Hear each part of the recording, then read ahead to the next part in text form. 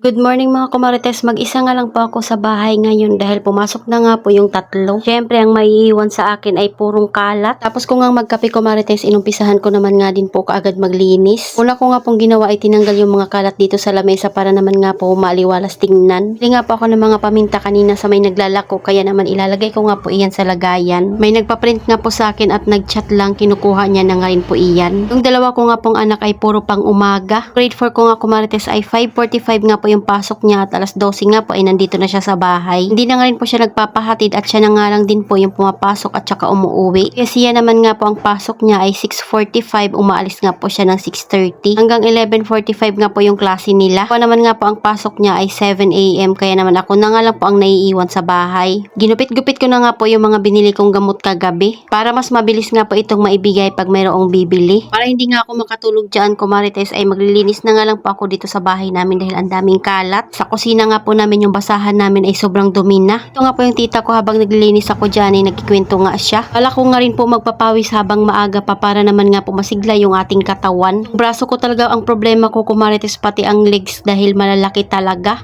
Pero bago nga po ako mag-exercise ayan at maglilinis nga muna ako ng bahay. Alas 5 pa lang ng umaga ay nakaligo na ako kumarites pagkaalis nga po ng bunso ko ay ako naman nga po ang naligo. Para naman talagang magigising ako dahil talaga namang inaantok ako. Mamaya namang hapon kumarites ay makakapagpahinga ako at kaya na nga magbantay ni Kuya Sian dito. Ito talaga yung maiiwan sa ating mga nanay pag mayroong mga pasok, mga kalat. Kaya habang wala nga sila kumarites ay maglinis na nga tayo. After sa sala kumarites dito naman nga po tayo sa kusina dahil magsasaing at maghuhugas na nga rin po ako. Para mamaya pag uwi nila ay may pagkain na. Bago nga po yun ay nagpalit na nga muna ako ng basahan dito dahil madumi na nga po yung basahan na nakalagay. Sinipag nga rin po si Jowa maglinis dito kagabi kaya naman hindi nga rin po ito masyadong makalat. Mga pinagkapihan lang naman yung hugasan namin dito kumarites kaya saglit nga lang po iyan hugasan. Nagwalis na nga muna ako dyan para naman nga po matanggal yung mga alikabok na maaapakan mo. Dam din kasi talaga ng mga paa pag meron ng mga alikabok. Maliit nga lang po itong aming kusina kumarites dahil kasya lang ang isang tao dito. Kaya naman yung mga gamit nga po namin ay limited lang. After ko magpalit ng basahan dyan, hugasan ko naman nga po yung mga hugasan dito.